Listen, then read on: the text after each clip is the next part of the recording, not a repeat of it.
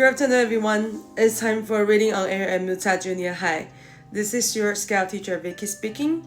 Today we're going to talk about a book by the Japanese author Kiyoshi Shigematsu titled The Blanket Cats, 毛毯猫租借中. After reading The Blanket Cats, I felt a soft warmth in my chest, like the book gently placed a light blanket over my heart. The story is quiet and calm, full of small emotions that slowly sink in. This book talks about how we face the difficult moments in life, our loneliness, our unfinished sadness, and the pain we carry from the past.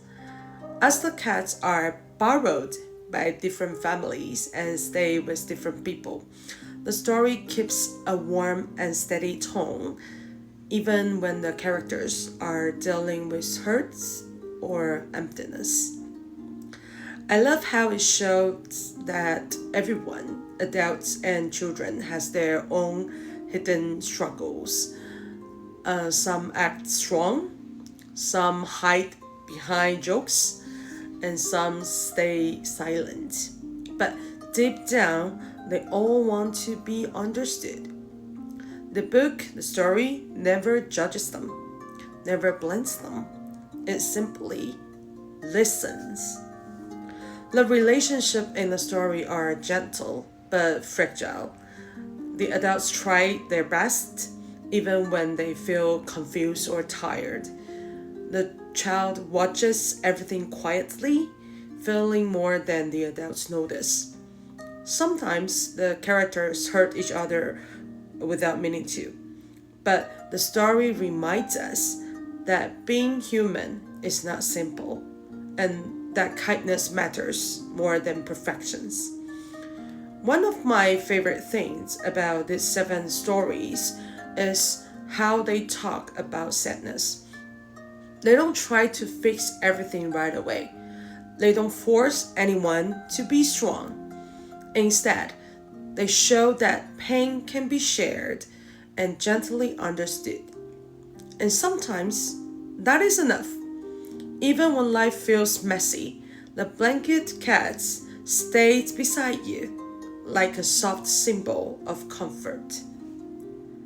In the end, the book whispers the same truths again and again. You deserve to be held gently, even when you're sad, even when you don't know what to say. Your loneliness is real. Your pain is allowed. And somewhere, in some quiet corner of the world, something warm is willing to stay close to you. This book also reminds us that support doesn't always come in big or dramatic ways. Sometimes it is simply someone staying near you, a quiet moment, a soft look, a small gesture that says, you are not alone. You don't have to be okay all the time. Someone or something will stay with you through your quiet, tender moments. And in those moments, being understood is sometimes enough. Soft understanding can be the beginning of healing. Before we end, there's one more important thing to remember. In real life, taking care of a cat or a dog is a serious responsibility. There are previous living beings who need love, patience, and long-term care.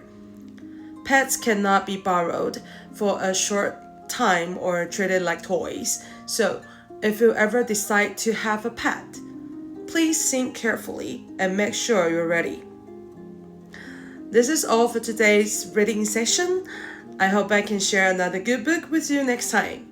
I'm your Scout teacher Vicky. See you next time. Bye-bye.